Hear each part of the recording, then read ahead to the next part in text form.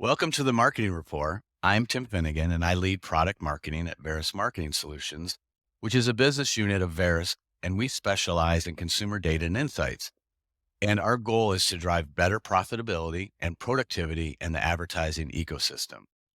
Since it's Women's History Month, the theme for today's podcast is recognizing and celebrating the vital role of women in business and women that are making history today. So, joining me on the Marketing Report podcast is our Chief Operating Officer, Zora Senat. Welcome to the Marketing Report. Thank you, Tim. I appreciate you sharing your stage with me. I'm happy to be here. Great. So, Zora, since you're hosting today's episode, why don't you give us a little insight on what you have in store for us? Sure. I invited Joan Woodward of Travelers and the Travelers Institute to join us this week to share a bit of her own story, which I heard late last year. She has navigated a very interesting career, and she also shared some great advice for women who are looking to level up and take risks in their own careers. My favorite thing she said was, you need to be an expert in your current role to ask for that next job. That's something I wholeheartedly believe in. And I love that she drove that home on the podcast. Great. Well, you're the perfect person to host this episode because, in my opinion, you have reached expert status in everything that you do. So, I can't wait, and I'm looking forward to listening to the episode. Awesome. Let's get to the episode. Welcome to the Marketing Report, a podcast created for and by marketing professionals who seek to better understand their consumers and design unique, personalized experiences that stand out in today's market. In each episode, hosts from Verisk Marketing Solutions connect you to industry thought leaders, practitioners, and experts focused on improving B2C experiences through powerful data-driven insights. It's about how we connect with our consumers and where we can partner together to do it better. This is the Marketing Report. Hello, podcast listeners. My name is Zora Senat. I'm Chief Commercial Officer here at Verisk Marketing Solutions. We are a business unit within Verisk specializing in consumer data and insights solutions for marketers. And I am joined by a very special guest who I get to introduce to you today. She's someone I was only recently introduced to myself. We met at a digital insurance, women in insurance leadership event here in Chicago, but she's quickly become someone I both admire and aspire to be as effective as in my own career. Ladies and gentlemen, let me introduce Miss Joan Woodward. Joan, thank you so much for being here today. Well, thanks so much for having me. What a delightful thing to do. Yeah, and Happy New Year. Can I still say Happy New Year? Absolutely. All right. Well, I'm going to read your bio a little bit. Listeners, Joan is Executive Vice President of Public Policy for Travelers and President of the Travelers Institute, which she established as the company's thought leadership and public policy platform. She joined Travelers in 2008 following 10 years at Goldman Sachs, where she was the founding executive director of the company's Global Markets Institute. Prior to joining Goldman Sachs, Joan worked on Capitol Hill for 12 years as Deputy Chief of Staff for the U.S. Senate Finance Committee, Senate Governmental Affairs Committee, and she worked on the House Budget Committee under Chairman John Kasich. Joan serves on the board of directors of Plunk, that's a real estate analytics platform, the United States Chamber of Commerce Foundation. She's vice chairman of the board of the Rand Institute for Civil Justice and member of the President's National Small and Medium Enterprise Export Council. She has received a number of awards and recognition over the years. Joan, we are honored to have you. Thank you so much for joining our podcast. And where can we find you today? Great to be with you. I live and work out of Washington, D.C., so that's been my base camp for 35 years now. What inspired us to extend the invite was your story. As someone who works closely with clients in the insurance industry, every conversation I have is about managing and minimizing risk. You, in your personal and professional life, you've taken some big risks. You've changed industries, not once, but several times. You've gone from public sector to private sector, DC to Wall Street to Travelers, where you are today. So that's what I wanted to talk about. Was I just wanted to share your story. How did you get started? And let's start at the beginning. Like, what were you like earlier on in your career? Well, I'm definitely the same person that I was earlier on in my career. I'm just a lot smarter, more, I guess, attuned to listening and learning. I've had a great journey and I've had some wonderful opportunities in my life. Again, well, we could talk about them, but starting in government was a real foundation for me Mhm. to understand how governments work, how industries work, how industries work with government, and that partnership is so critical. I mean, government can't do it alone, and certainly corporations can't do it alone. And small businesses are the backbone of the country. So you have this trifecta of larger companies fed by vendors that are from small companies and the government there to support the industries. And, I was going to say not interfere with the industries, but to be that cushion, right? And supporting our industries so they can thrive in the global economy. So I've seen it from all different perspectives, and I'm very blessed to have the Mhm. career that I was able to have. But I took a lot of risks and Mhm. some didn't pan out. And some worked, and I've learned from my mistakes. I've certainly failed along the way. As long as you learn something, I think. And I'm a lifelong learner. I love to read. I Mhm. love to, kind of absorb information. And that's what I try to do with my audience and my clients and my customers and agents and brokers is try to share information in a, nonpartisan, unbiased way so people can make their own decisions about factual information. Great. And so could you share a little bit about these transitions? So how did you make the transition from public sector government into the private sector? Yeah, so as you said, I worked on Capitol Hill, both the House and the Senate, for 12 long years. They're like dog Mhm. years. I mean, it's really hard work working on Congress.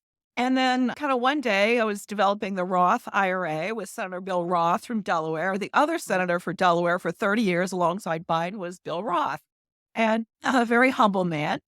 And in creating the Roth IRA, I had the opportunity to work with Wall Street companies and Wall Street investment houses. Where should the cutoffs be in the Roth IRA? Should the income limits? Who's going to incent behavior to save more for retirement? Where is that sweet spot of tax policy? And so, working with those investment houses, investment banks for many years, this didn't happen overnight. Goldman Sachs came knocking on my door one day and said, "Hey, we're going to start a Washington equity research operation, and we think you're the perfect person to run it and to start it." And I was looking at them saying, "Look, I'm a government person. I don't know anything about Wall Street." And they're like, "No, no, no, you're a gal." And I said, "You know what?" I said to my husband, we had 4 little children at the time. Okay. And so taking on a global job was really intimidating to me. And again, I wasn't a math whiz. And I just looked at myself in the mirror and I said, "I'm not going to get this opportunity again. And what's the worst that can happen? I'll fail and I'll go back to Capitol Hill." So I Mhm. took that job and I ran and built a global kind of entity. First 5 years was equity research for institutional investors. So, what's happening on Capitol Hill and how should investors think about their portfolio? So, I was able to pass that Series 7 and Series 63 exam. So, I was a certified analyst, investment analyst, and I loved my job. And then the CEO at the time of Goldman Sachs, Hank Paulson, who later turned out to be Treasury Secretary in the Bush administration, Mhm. he asked me to take on another role at Goldman Sachs, which is to start a new organization, a global think tank called the Global Markets Institute. And so, building on what I learned to build the equity research operation, I turned that over to my deputy, gladly, very capable guy, still there today. And then I took on this other role of starting a think tank, a public policy, informational, educational platform so governments around the world could understand how efficient, transparent capital markets slash Goldman Sachs operate and how they add value to society. So bringing up women in different countries around the world, giving them the economic opportunity. And so I ran that for 5 years and loved it. Sorry, it's a little bit of a long story. And then I was called one day by the CEO of Travelers at the time, Jay Fishman. So I'm going to stop there. That's how I got to insurance. And of course, I said to Jay Fishman at the time, "I know nothing about insurance. I'm not your gal," right? I said that twice. All right. So I'll sneak in a question there. So when you were making these transitions into the unknown, into areas of uncertainty, what did you do to kind of maintain your confidence and empower yourself to keep making these to keep learning new things and keep trying new things? Yeah, confidence is tough because, especially for women, I'll say that out loud. Mhm. Confidence is tough because if you exude confidence in your persona, right, that's a really good thing. And I think a lot of women have a hard time with self-confidence, right? Can I do that job? Am I good enough? Should I even apply for that job? Because look, there's 5 ingredients of that job, and I only have 4, right? Mhm. So the required, job description, there's 5 bullet points on this job description on the job I might apply for. I only got 4 of them. So I'm not going to apply, right? Mhm. And so it's a mistake that we don't have confidence in ourselves to learn new things as we go. And I think a lot of people want to support women in diverse populations in the insurance industry. So, one, I say to everyone out there who has a job opening, make sure you have a diverse slate of candidates. That's what we try to do internally. And then take a chance on someone, right? They may not have every ingredient in the job, but on the other flip side of the coin, I'm going to say to some folks out there who might struggle with the confidence, have the confidence in yourself to go for it. And again, if you don't get it, just the interview process that you go through is very valuable. You learn a lot through that process. And a little personal question. So I'm a mom too. I've got two little boys at home. I'm on the earlier end of things, I think. I have a 3 and a 5-year-old, but there's things that you can do to help build your confidence professionally. But then suddenly you get home at the end of the day, and it only takes a few words or a bad afternoon to kind of strip away that confidence in your personal life too. So what was it like kind of being a mom and also, stepping into these new avenues professionally? It's a pendulum and you can't be too hard on yourself either. So, sometimes the pendulum swings and I'm more of a work employee focused person. And the Mhm, pendulum swung many times in my life back to being just a mom. And so mhm, just remember where you're sitting, right? If you're sitting at home, be a mom. Kids do go to bed at some point. You can go back to being that employee and log on later at night. But I try to be present when I'm at home. It was yeah. very hard because I'm an ambitious person and I did have 4 kids who are all adult now and turned out just fine. Somehow they turned out just fine. But, I have 2 girls, 2 boys, and the girls look at me and they're like, Mom, you are a role model. You inspired me to, strive for excellence. And so, you may be feeling like I'm not that good of a mom. And I certainly felt that many, many times. And the other advice I have is getting marry up. Marry someone who if you're an ambitious person, marry an opposite because thank Mhm. God my husband was there raising kids and I was, traveling the globe. I had a global job at Goldman Sachs and that was really tough, but he was a tremendous support and infrastructure for our family. But kind of know where you are in your career and your life. And, I'm sure, and I didn't care about, I'm a person that liked to farm out jobs. So, I had someone cleaning my house, even when we Mhm. probably shouldn't have afforded it. My cars were dirtier than they should have been. So let things go that don't matter, you know what I mean? And focus on the things that really do matter. And I would say your boys are probably looking up to you as a role model too. But amazing to have a working mom doing what you were doing at that young age to aspire to. That's awesome. So let's fast forward to your time now at Travelers. So you're in the insurance industry. Any challenges or what was the opportunity that drew you over to Travelers, and what were the interesting problems that you arrived in the building to fix? So I'll pick up on my journey again. I was very happy at Goldman Sachs, although it was definitely a strain on the family, me having such a global job. So I was sort of looking for a domestic company, but I really didn't want to leave. And really didn't know much about insurance. And so I honestly thought Travelers was mostly a personal lines business. I didn't know about the commercial and the surety and the, bond and specialty aspects of it. And so when I learned more after a few dinners and lunches with not only Jay Fishman, the CEO at the time, but our current CEO, Alan Schnitzer, who was chief legal officer and vice chairman of the company. They were both visionaries and they had a strategic plan for the company, which absolutely panned out with flying colors over the last 16 years that I've been here. I've watched it grow and it's incredible. The internal family feel, the culture that we have at Travelers, people stay here 20, 30, 40 years, and there's a reason for it. And so I like the culture. I felt very much at home. And again, I looked at myself in the mirror and I said, look, this is an opportunity. You could certainly take a pass. But I loved the energy of all the people that I talked to. And I talked to many people before I joined. I think that's really important to understand what their vision was. I knew I could build a think tank because I'd done it before, no problem there. But you have to get buy-in. You have to get buy-in from business leaders, and the people who are making the money, the P&L people look at, having an entity that's non-revenue producing. And we've all been in these roles, or maybe not, but, marketing, HR, legal, these are not P&L roles. So certainly a think tank, building a public policy reputation enhancing platform, we knew there would be some benefits to having a thought leadership platform, built through the brand. But I think it's turned out better than anyone, including me, expected. So it's been a fun journey. Again, the business folks that I'm working with, they're wicked smart, and I'm learning every day about the business, and it's really been a fun journey. Awesome. And so, do you mind, just for the layman in the room? It's funny. I just began my career in insurance a couple of years ago when my company was acquired by Verisk. So for the layman listening to our podcast here, tell us a little bit about the Travelers Institute, what it is and who it serves. Yeah. So again, we're a very small team, and I leverage the industry expertise across the 30,000 people at the company.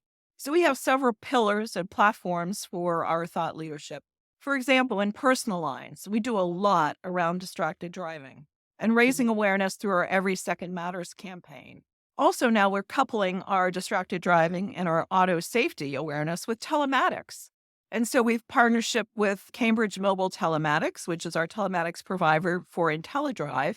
And we talk about auto safety. We talk about all sorts of things that are now embedded in cars for safety reasons and cutting down on those fatalities.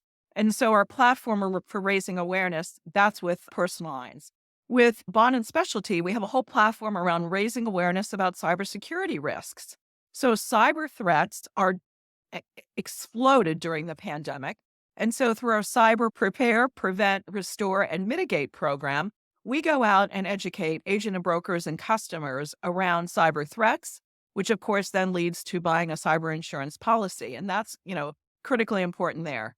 On the business insurance side, we have a number of programs as well, disaster preparedness for home and business. So we have a partnership with IBHS, the Insurance Institute for Business and Home Safety, to talk about new products in the market to make their homes safer. We also have a partnership with Habitat for Humanity in building safer houses through their Fortified Build program. So it's through these public partnerships, public-private partnerships, raising awareness around these platforms that we have through the Institute. So it's partnering with our business leaders in their respective businesses, and then rolling out a thought leadership platform. So we do symposiums. We partner with universities and researchers. MIT comes to example for our distracted driving and autonomous vehicle program with telematics. Wow.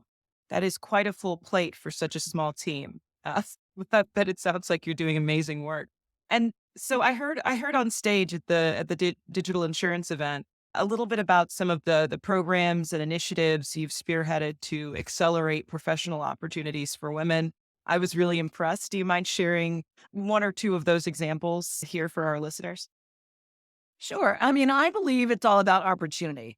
And so opportunity is not guaranteed for success. Your success is not guaranteed once you're given an opportunity. So if you're sitting back at your desk saying, I don't have any opportunities for showcasing my skills, kind of maybe across platforms, across different business units, so I advise people to raise your hand and volunteer for an opportunity, okay? Say to your boss, I want to work on X, Y, and Z project, okay? And so if your volunteerism is not recognized, ask for an opportunity. So first volunteer, and if you're not given that opportunity, directly ask for an opportunity. So I just didn't volunteer for that. Now I'm asking to work on this cross-functional team as a stretch assignment. Please assign me a stretch assignment. I'm no longer volunteering. I'm asking, right? And then if your ask is not, if it's ignored, then I just make it happen for myself. I would go to a different entity, say, hey, I want to work a project where I want to start a new project, right? Because I see something that could be fixed or could be done a different way. So I would go and make it happen, right? I'm not asking permission at this point. I'm going to ask for forgiveness. And some people are very uncomfortable with that and in that doing it yourself. Then I say to them, be the CEO of your own career. No one's going to make your career happen for you. No one in HR is going to make your career happen. So make it yourself. Be the CEO, take ownership of your career, right? And some people look at me and say, that's too scary. I can't do that, right? I don't have that self-confidence to make my own career happen. And then you have to say to yourself, your career is not going to happen because someone in HR, no one's going to come and save you. No one's going to come and make your career happen for you. So have your eye on that next opportunity. It doesn't have to be changing jobs, to have another opportunity. That's my philosophy. I mean, what you said about yourself early on in your career, you had a genuine curiosity to go out and learn more. And being the CEO of your own career means that you're putting your mind, your body, your soul into becoming an expert in your craft and mastering something, which the first ingredient, in my opinion, is genuine curiosity. So I loved what you said there. So on that point, let me also say something, and this is coming from the great philosopher Mika Brzezinski. Do you know Mika? Her with Joe Scarborough and Morning Joe. They're on MSNBC. She's written several books about know your value. And so you can be confident, but you have to be excellent. Be excellent in the current job you're doing, okay? So know what value you're adding to your company or to your organization and be valuable in your job, okay? So you have to have excellent, she's exceptional in her job. She knows what she's doing, right? Mhm. And so know the value that you add to your company or your organization and be excellent in your job, in your current job, before you go for that next opportunity. Because if you're just mediocre, you can't expect to be on a career trajectory. Don't be mediocre, right? Be excellent. And then you deserve that next promotion or the next opportunity. So think about that yourself. And sometimes it's hard to say, am I excellent in my job? Or do I want to be excellent? I'm getting there, right? Right. Look, we all weren't excellent when we started our jobs. I certainly wasn't. I made a lot of mistakes in my career. So I'm just trying to, I guess, talk to your listeners about some of the mistakes I made and some of the strategies for how to overcome them. But know your value, right? Ask for that raise. So if you think you're not being paid what you're worth, then again, know your worth, know your value. Exactly. So this episode is one that we are featuring during Women's History Month. And I guess I wanted to kind of wrap things up with just, you've given a lot of advice. So maybe this question is a bit redundant, or maybe you want to speak to a personal experience. But, for a woman out there who's listening to this podcast, who might be starting her career in insurance, not in insurance, what advice do you have for her, or for anyone for that matter? I don't know that it's specific to any gender, but let's speak to the women out there. What advice do you have for someone who's at the beginning of her career? First of all, it's tough. It's tough to, graduate college and say, what am I going to do? It's tough although it's easier now in the hybrid environment and, people wearing jeans to work. When I started, it was a suit, right? And a white shirt and a dress or a skirt. So wearing pants, a pantsuit on the United States Senate floor was prohibited. I could not wear pants on the Senate floor. Imagine that, right? So I want to say we've come a long way, baby, and we have. So I think it's easier in today's world, but I think it's harder in today's world because expectations are pretty high of, you in that first job. And I think everyone gives lots of young people the opportunity to learn and to be successful. And you have to be serious about what you want to do. And so try different things out. And if you're not successful in your first job out of college, just recognize that and move on, right? But you don't want to move on so many times where someone looks at your resume and says, oh my gosh, you can't hold a job down, right? Right. You want to have a nice track record of, progressive succession and building on what you're learning. So say you've had a couple jobs and say you're 25, 30 years old, you may have had 3 or 4 jobs. I mean, in your lifetime, you're going to have lots of jobs. In my lifetime, I basically had, 4 jobs and that was it. That's probably going to be it for me, 4 different jobs. But not today in today's society. It's much more acceptable to kind of spend 2 or 3 years, learn something, spend 2 or 3 years, learn something else until you find what you really love. You have to be in a job that you love. Don't be in a job that you like. Be in a job that you love because you spend more time in your job with your colleagues than you do outside of your job. It's just a fact, right? And so find a job you absolutely love, because you don't love it, you're not going to be that good at it, right? And so it's okay to move around when you're a younger person to find that job you love. And then don't be so hard on yourself. I think women sometimes can be hard on themselves, that they're failures. Just view each experience as a learning opportunity. But again, I go back to being excellent. Be excellent at what you're doing, even though you may not love your current job, be excellent at it. Okay. And so you can find that next job. So that's kind of what I'd tell young people. And again, I have 4 young adult, kids. So I'm going through this myself, and I'm certainly learning along the way. And then I would say some of the young people on my team, they teach me, and not just about technology, they teach me a lot about society. We have a lot of webinars, and I listen to my young people on my team, because that generation, Gen Z, Gen Y, Gen X, I mean, those are our customers, those are our clients, those are our employees. And so we have to listen to their feedback. So they mentor me. I'm just not mentoring them. I view it as a two-way street. Yes. And I really want to listen and learn from young people. So if you're in your 20s out there, talk to your bosses and say, I'm viewing this situation or viewing this problem we're trying to solve from a different angle. And then for those baby boomers like myself, listen to them. Listen to our young people tell us the way they're seeing the world, because we have a lot to learn ourselves. That's awesome. So you mentioned Wednesdays with Woodward. Where can our listeners go to learn more about you, learn about the Travelers Institute?